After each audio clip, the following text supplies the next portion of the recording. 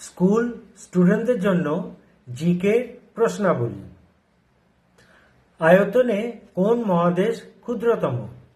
পৃথিবীর সবথেকে ছোট দেশের নাম কি? পৃথিবীর বৃহত্তম দেশ কোনটি? কোন পর্বতশ্রেণী ইউরোপ ও এশিয়া মহাদেশকে পৃথক করেছে? পৃথিবীর বৃহত্তম মহাসাগর কোনটি? কোন দেশকে উৎসবের দেশ বলা হয়? পৃথিবীর বৃহত্তম মরুভূমি কোন দেশে অবস্থিত?